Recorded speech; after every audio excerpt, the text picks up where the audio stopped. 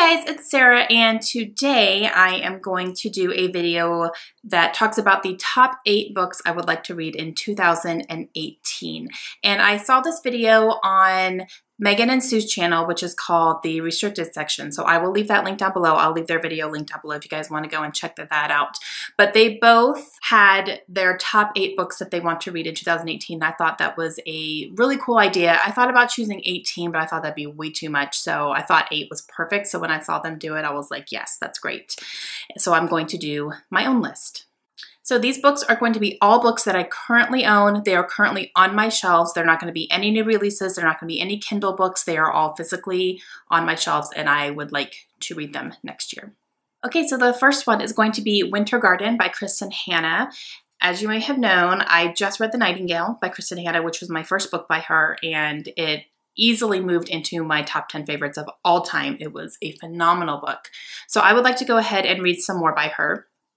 I want to pick this one because this one follows along in the same veins as being a historical fiction type of book. It's set in Russia, and it follows 2 sisters who kind of become estranged after, a period of time. And then when their father becomes ill, they convene back and they are put back into their household with their mother, who is not the friendliest of people. And on his deathbed, their father asks of their mother for her to tell them basically her past and what happened to her during the war. And so it kind of goes into this tale of what their mother went through and probably explains why she is the way she is.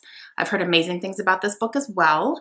I'm not expecting it to be quite as good as The Nightingale. I think it would take a lot to really top that one for me, but I do want to get more into Kristen Hanna's work because of that and see what else that she has written. And again, I've heard very, very good things about this one in particular. This next one is a book that I cannot believe I haven't read yet, but I wanted to read this as soon as it came out, but I just, other things had taken priority, unfortunately, and that is Without Merit by Colleen Hoover.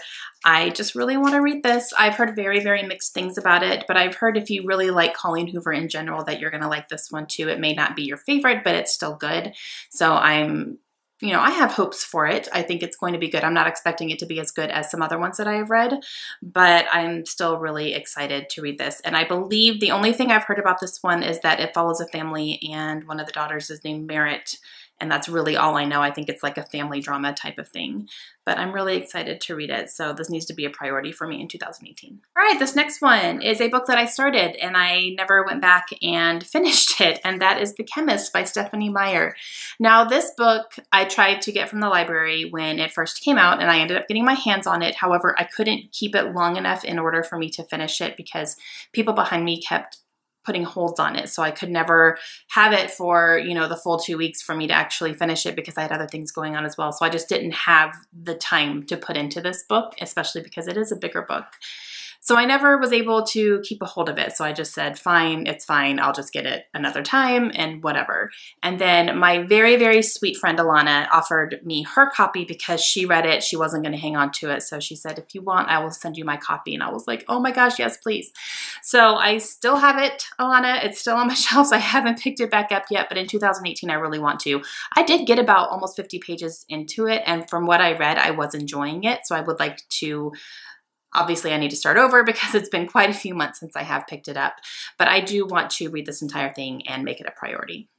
Okay, so this next one here is an author that I have been wanting to get into. I have a couple of her books now, and I just want to read one, and this is the one that I own that everyone was saying that I should read, and that is Pretty Girls by Karen Slaughter. Karen Slaughter is a thriller writer, and from what I hear, she writes really messed up stuff, and that's my jam. So I'm excited to see what she has to offer. I've heard very, very good things about this book in particular. I got it on Book Outlet. I am still in awe of how beautiful this cover is. I don't think the camera does it justice, but just the colors up here are just gorgeous, and there's gold on it, and it's stunning. I love this copy. I'm so happy I picked it up, and I'm excited to give Karen Slaughter a try as an author. Next one is another author I have not read anything from, but I have been told multiple times that I would enjoy this author, so I need to get started and reading her books. And that is Chevy Stevens, and I'm going to pick Those Girls. I do have a few of her books on my shelves now because I've been picking them up at Book Outlet when I can get them for really cheap, but I've heard that this is the one to start with and that a lot of people think that I would really like this, and I've been personally recommended this particular book numerous times. So I really want to get into Chevy Stevens as a writer. I don't know exactly what this book follows, but I want to go into it blind and just kind of get my own feel for it. Same with Pretty Girls. I'm not sure exactly what the premise of that one is, so I want to go into that one blind too. So I'm not going to give synopsis for those two, but I'm really excited to get into this author and see what I think. Okay, next up is going to be a Stephen King book. I read It earlier this year and absolutely loved it. So I definitely want to get more into Stephen King, and I have been collecting his books in these little editions here that I just love, these really simplistic, colorful covers. So I want to start my way working through them, and I'm going to go ahead and pick Gerald's Game for my list this time because Gerald's Game is actually a miniseries on Netflix right now and it's already out. So I would like to read this book and then watch the series after that. And this one is a shorter one of his novels, but I believe this one follows a S&M situation gone very wrong. And I'm excited to get into it and see what it's all about. Okay, this next one is a book that's been on my nightstand for 6 months. I wish I was kidding. I took it off my shelves, put it on my nightstand, and it's still sitting there, and it just hasn't made its way into my hands and opened yet. And that's Night Film by Marisha Pessl. Actually, I think it's Marisha Pessl from what I've heard. And I really want to read this. It sounds like it's right up my alley. This is a thriller book, and it follows a murder of a young girl who was killed, but it's kind of staged to look like a suicide. However, upon further investigation, it looks like it's a murder. And she just happens to be the daughter of a horror film director as well. So there's a lot of weird stuff going on because of that. And I've just heard really, really good things about it. And I think I would really, really enjoy it. It was on my 5-star predictions list. And I just haven't picked it up yet. I don't know what is wrong with me. So this is going to go on this list so I can make sure I read it in 2018. And this last one, I went ahead and put on this list because I've had it for a very long time. And it's something that I'm really interested in reading, but I just keep forgetting about it or glossing over it, and I just haven't picked it up yet. But Lisa from Books and Smiles, I will leave her channel link down below as well. She recently read it and kind of got me much more intrigued to read it because she only gave it 1 star.